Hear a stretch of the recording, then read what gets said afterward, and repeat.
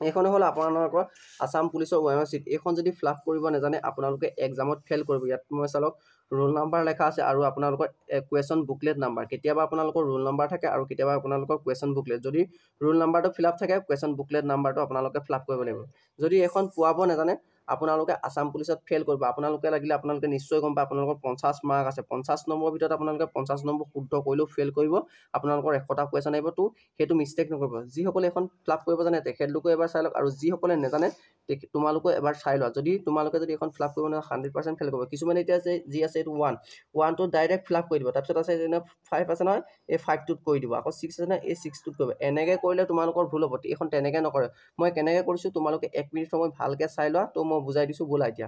প্ৰথমতে এইটো 1 আছে নহয় এইটো 1টো ঘৰ তোমালোকে সম্পূৰ্ণ কেনেকৈ কোলা কৰি দিবা একদম ধুনীয়াকৈ কোলা কৰি দিবা। চাবা এই ঘৰটো যাতে বাহিৰ হৈ যাবলৈ নিদিবা একদম সম্পূৰ্ণকৈ কোলা কৰি দিবা এনেকৈ ধুনীয়াকৈ। তাৰপিছত এইটো কেই নম্বৰ আছে 5 নম্বৰ আছে নহয় এই 5টো দেখিছা নহয় তুমি 5 ইয়াৰ 5টো পোনে পোনে চাবা। এই যেনেকৈ এই 5 আছে নহয় এই ঘৰটো 5টো পোনে পোনে এইটো এই 5 নম্বৰটো ফিল আপ কৰি দিবা। য'ত পোনে পোনে আছে তোমালোকে সেই বস্তুটো ফিল আপ কৰি দিলে হ'ল। আৰু যদি তাকে নকৰা ভুল হৈ যাব। এইটো 6টো আছে নহয় এইটো চোৱা 6টো আছে নহয় এই 6টো পোনে পোনে এইটো ক'ত আছে 6টো ইয়াত ফিল আপ কৰি দিবা। তো দেখিছা না তুমি ইয়াত মই 6টো ফিল আপ কৰিছোঁ আৰু তোমালোকে চোৱা এইফালেও 6টো আছে কিন্তু ইয়াত যদি ফিল আপ কৰা তোমালোকৰ OMR চিটখনে ভুল হ'ব আৰু কম্পিউটাৰত নল'ব। তোমালোকে যিমান শুদ্ধকৈ লিখিলেও মানে ফেইল কৰিবা।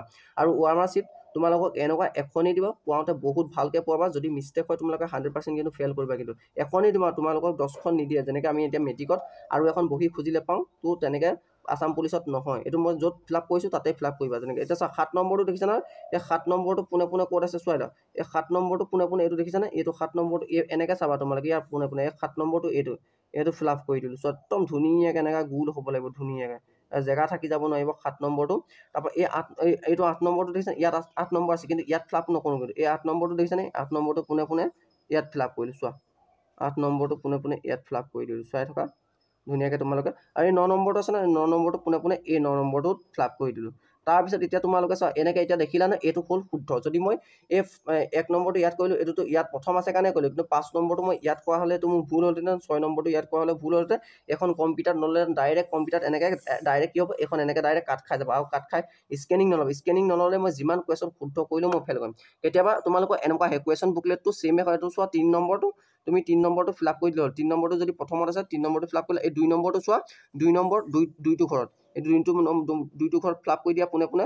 এইটো চোৱা 5 নম্বৰ আছে নহয় এই 5 নম্বৰ আছে ন 5 নম্বৰ আছে ন ইয়াত 5 নম্বৰ তুমি পোনে পোনে ফিল আপ কৰি দিলে হ'ল। ইয়াত চোৱা 5 নম্বৰ 1 2 3